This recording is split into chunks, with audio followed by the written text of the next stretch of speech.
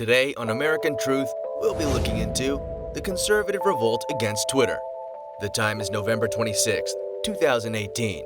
And if you checked the conservative end of your Twitter feed when you signed in on that morning, you probably found it a tad lighter.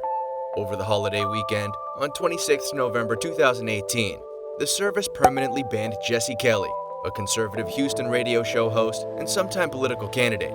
In solidarity, law professor and USA Today columnist Glenn Instapundit Reynolds, a blogging pioneer, vacated his popular account, almost 100,000 followers, in protest.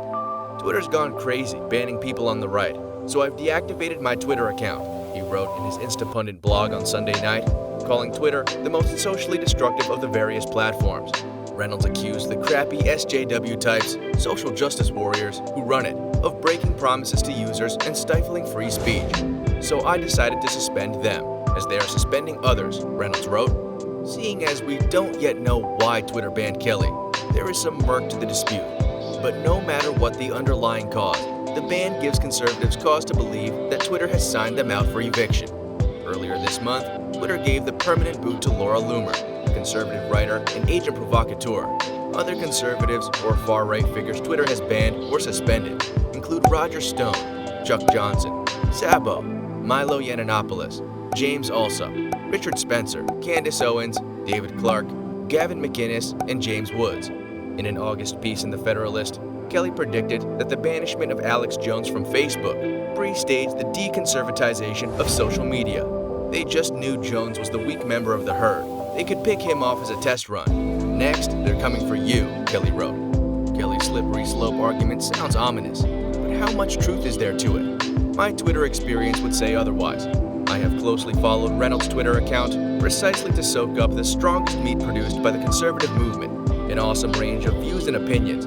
Reviewing the stories behind the various Twitter suspensions and banishments, the service looks a lot more like a homeroom teacher trying to keep order than a board of censorship, tossing free thinkers into the abyss. While it's true Twitter enforcers sometimes operate with an itchy trigger finger, such as the time they ejected, for which they later apologized, Owens for using the service to parody Sarah Jung's tweets about white people.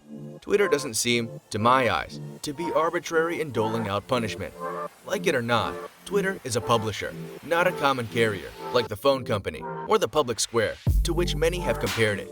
As a publisher, Twitter has established standards of conduct for what may appear in its pages. You might disagree with those standards and the way the company enforces them, but it's Twitter's house, just as the pages of the Washington Post are Jeff Bezos' house. People who acquire a Twitter account have no more right to see their words appear on the site than I do to see my letter published in the Post, even though I'm a subscriber.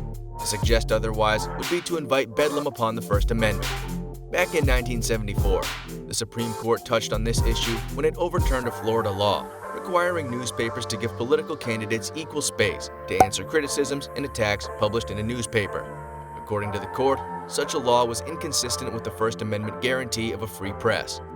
In an unfortunate analogy, on Monday, Senator Ben Sasse, Republican, Nebraska, compared Kelly's banishment to the deplatforming in vogue on many liberal campuses these days.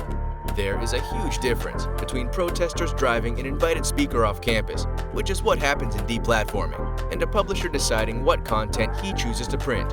In the former example, an invited speaker is silenced through coercion.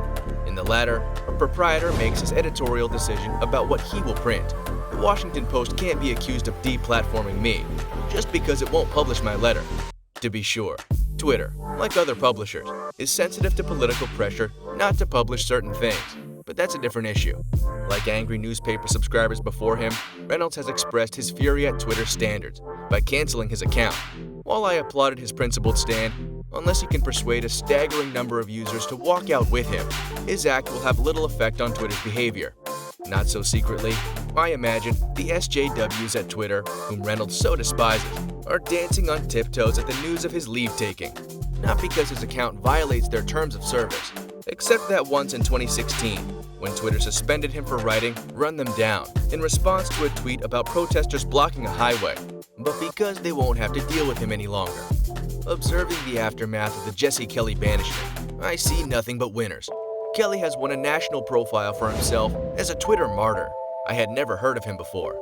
Reynolds has his principled stand to polish, and Twitter has signaled to its users, in a centuries-old tradition, that as publisher, it is in charge of what it prints. If conservatives or others feel censored by Twitter, I invite them to do what writers have done since the first editors inhibited their voices. Drive Twitter insane by playing by their rules, expressing yourself right up to the boundary line of the company's standards in a way that will invite inspection and self-criticism of those standards. And if that doesn't work, there's always Reddit. And that wraps up this video from American Truth. What are your thoughts on publishers' rights versus the First Amendment? Is this damaging to free speech, or is it just part of having an open market? Let us know in the comments below.